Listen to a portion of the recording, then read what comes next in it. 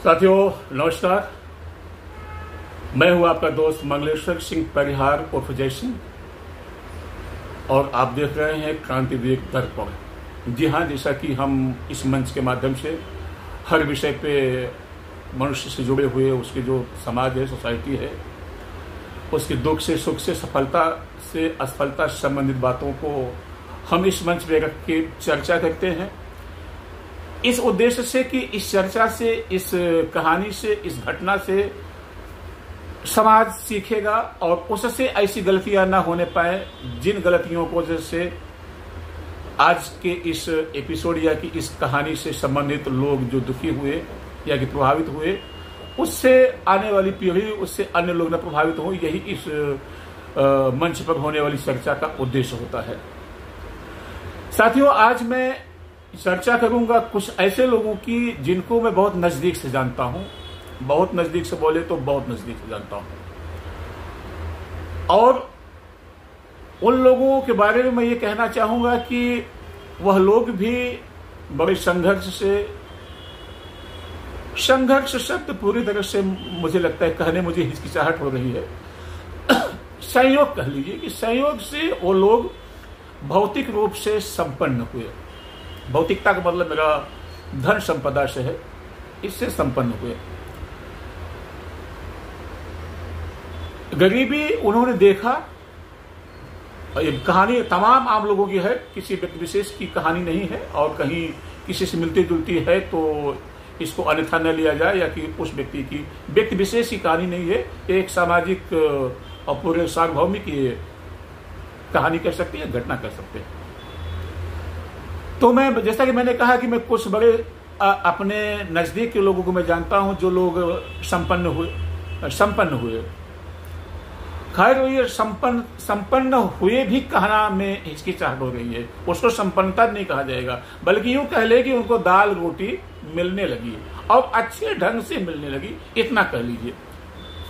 तो बात यह होती है कि जब एक भूखे आदमी को जब उसको दाल रोटी मिलने लग जाती है, कि दिशा मिल जाती है, रास्ता मिल जाता है, एक यानी कि दिखाई देने लग जाता है कि इस रास्ते पे मैं चलता चला जाऊंगा तो मैं बुलंदियों को छू सकता हूं, या कि मैं सब तरह से अच्छा मैं संपन्न हो सकता हूं, ऐसा माना जाना चाहिए।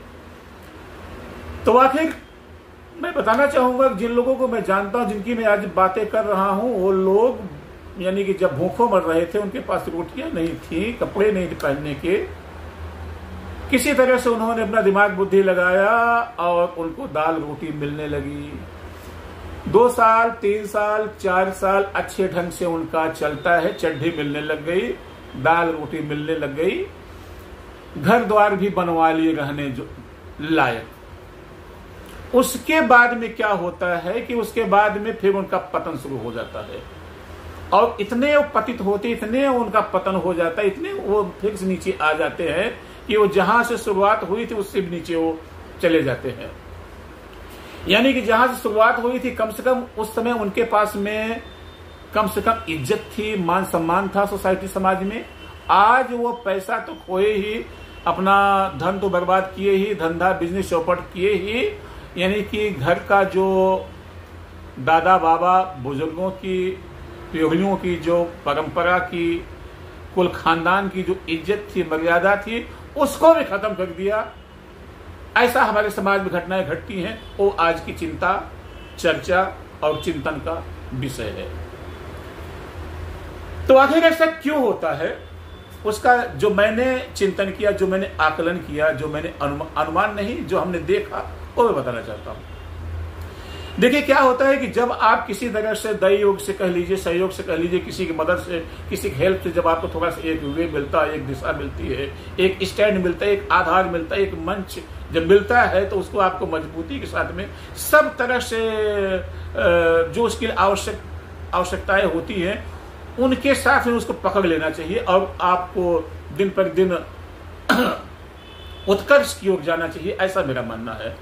लेकिन लोग क्या करते हैं कि थोड़े में वो कहते हैं कि अधजल गगरी छलकत जाए वाली बात हो जाती है। थोड़े में उनके पास जहां कुछ पैसे आ जाते हैं, वैसे ही अपने आप को न जाने क्या समझने, बहुत बड़ा तुर्रब खान समझने लग जाते हैं, बहुत बड़ा स्टेट समझने लग जाते हैं। ये बड़े छोटे छोटे लोगों की बातें कर रहा हूँ, बहुत ऊंचे लोगों की बातें नहीं हो रही यहाँ पे, वो अलग विषय बात है जो जिनको मैं जानता हूँ। तो आखिर लोग क्यों संपन्न हुए, वो लोग संपन्न यानी वो लोग क्यों पतित हुए, क्यों उनका पतन हुआ? उस पतन का रीजन ये है, उसका कारण जहाँ तक मैं मानता हूँ कि सबसे पहले तो उनको कि कह सकते हैं कि बहुत हद तक ही घमंड आ जाता है। घमंड, भगवान कहते हैं मैं घमंड का ही मैं भक्षण करता, भोजन मैं लेता हूँ, मैं घमंड को ही खाता हूँ। घमंड भगवान का आहार कहलाता है। तो उन लोगों जो हमारे सामने पतित हुए, खत्म हुए, चुक गए, सब तरह चुक गए, उनको सबसे पहले घमंड लेकर डूब गया कि बस एक खाली अकेला मैं ही हूं जो पूरे ब्रह्मांड को, पूरे सृष्टि को, यानी कि इस घर को खाली मैं ही संभाला हुआ हूं, मैं ही चला रहा हूं। उन्होंने अपने आने वाले औलादों को, यानी पत्नी को, सबको बताया खाली इस घर का एक करता धरता अकेला मैं, बाकी सबके सब बिठल्ले, सबके सब कामचोर, सबके सब हिजड़े, खाली एक महापुरुष मैं, तो मैं ही इस घर के छत को मैं टांगा हुआ हूं। यह उनको लेकर डूबा। और जब ये बातें बता देते हैं तो फिर उनकी पत्नियां, उनके बच्चों को भी घमंड हो जाता है, कंफ्यूजन हो जाता, भ्रम हो जाता है कि जो भी किया खाली मेरे बाप ने किया है, मेरे पति ने किया हुआ, बाकी सब के सब मेरे जितने भी देवर हैं, मेरे जितने भी जेठ हैं, ये सब हिजड़े हैं, सब निकम्मे, सब नकारा है, ये किसी काम के नहीं, ये खाली मेरे पति के फेंके गए टुकड़े पे पले हुए लोग हैं। ये भ्रम लोगों को लेकर डूबता है। उसके बाद दूसरी टेक्निकल बात, धंधा मिल गया, बिजनेस मिल गया, अब वो बन जाते हैं सेठ। उनको ड्यूटी पे नहीं जाना है। हमने बड़े बड़े सेठों को देखा हुआ है, कोई ड्यूटी पे जाते हैं, अपने गद्दी पे बैठते हैं, अपने उस चेयर पे बैठते हैं, अपनी आंखों के सामने धंधे को देखता है। लेकिन कुछ लोग ऐसे होते हैं, अज्ञानी होते हैं, कुछ अज्ञानी ऐसे होते हैं जो कि थोड़ा देखे उसी पगला गए, तो काम धंधे पे यानी अपने धंधे पे जाना बंद कर देते हैं, टोटल सौंप देते हैं, टोटल डिपेंड हो जाते हैं अपने नौकर पे, अपने आदमियों पे। ठीक है, आदमी पे आप डिपेंड हुए, नौकर पे डिपेंड हुए, वो भी ठीक है, हल्का फुल्का मान लेते हैं, होना नहीं चाहिए। उसके बावजूद अब आप जिसके ऊपर डिपेंड हो, नौकर के ऊपर डिपेंड हो, सेठ जिसकी दुकान जिसने आपको दिया हुआ है भाड़े पे जैसा भी, और फिर और भी तमाम जो संबंधित लोग उस दुकान से धंधे से हैं, उनके प्रति आपको जो रवैया होता है वो टोटल बदल जाता है। उनके प्रति यानी आप नौकर को समय पे, काम करने वाले को, कारीगर को समय पे पगार नहीं दोगे, समय पे उसकी निगरानी नहीं रखोगे, उसको गाली दोगे, उसकी माँ बहन की गाली दोगे। आपके अपने प्रोडक्ट में आप जो भी बनाते हो, पराठा बनाते हो, समोसा बनाते हो, भाजी बनाते हो, उसमें आप उल्टा सीधा चीजें मिलावट करते हो या कि ठंडा बेचते हो, जो बेचते हो, जैसा भी करते हो, वो आपने करना चालू किया। माल वाले का पैसा आप नहीं दे रहे हैं, सेठ का समय पे भाड़ा नहीं दे रहे हैं, तो आखिर कितने दिन आपका चल पाएगा? और भी तमाम चीजें। तो ये चीजें जो होती हैं, ये छोटे मोटे जो मिडिल क्लास के लोग होते हैं, उनको लेके डूब जाता है। और मैं समझता हूँ ये जो बातें आज मैं चर्चा कर रहा हूँ, ये हमारे जो तमाम सुनने वाले लोगों में से असंख्य लोगों की कहानी है।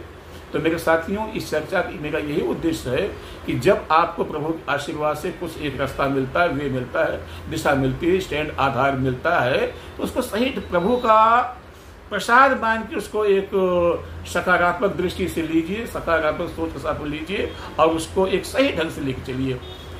जिसके ऊपर आप डिपेंड है उसका पहले ख्याल रखिए, नौकर को पहले पगार दीजिए, शेठ का भाड़ा पहले दीजिए, माल वाले का पैसा पहले दीजिए। आप माल वाले पैसा घुमा रहे हो और तमाम जगह उल्टा सीधा जगह में आप अय्याशी कर रहे हो, मौज मस्ती कर रहे हो, अपने घर में तामा झामा फैलाए हुए हो, ये सब आपके विनाश के कारण बनते हैं।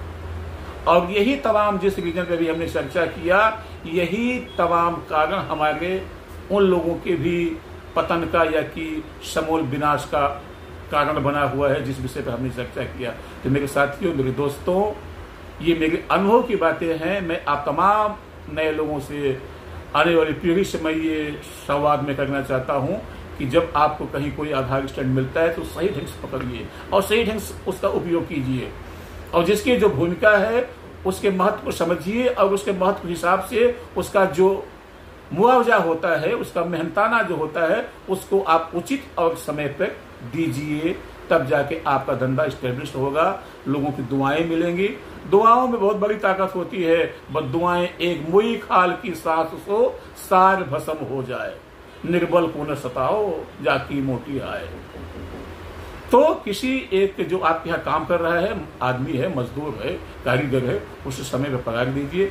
जहाँ से आपका माल आता है, जिसके माल पे आपका धंधा चलता है, दुकान आपकी चलती है, उस माल वाले को पैसा दीजिए।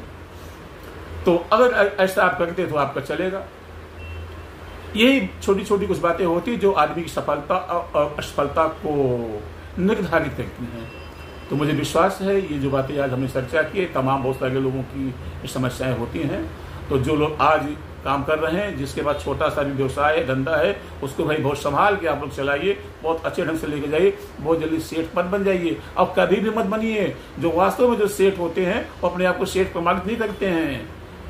कर्ज लेके गाड़ी लेके नहीं घूमते हैं, कर्ज लेके वो बेटे बेटियों की शादी नहीं करते हैं। आपका जितना बजट है, पूरे बजट ठीक से प्लान बनाइए, तब जाकर काम कीजिए। तो जैसा क्रांतिवीर लगभग यही उद्देश्य, हर विषय पे, छोटी छोटी बातों पे, जिन बातों से भी समाज का कल्याण संभव होता है, उन छोटी छोटी बातों को भी हम आपके बीच में लाते हैं। ये बातें आपको कैसी लगी, इस विषय पे आप अपनी राय बात विचार रख सकते हैं। अच्छी लगी है और भी लोगों को सीखने, समझने, जानने के लिए इस वीडियो को आप तमाम लोगों तक पहुंचा सकते हैं। ऐसी उम्मीद के साथ में जय क्रांतिवीर, नमस्कार।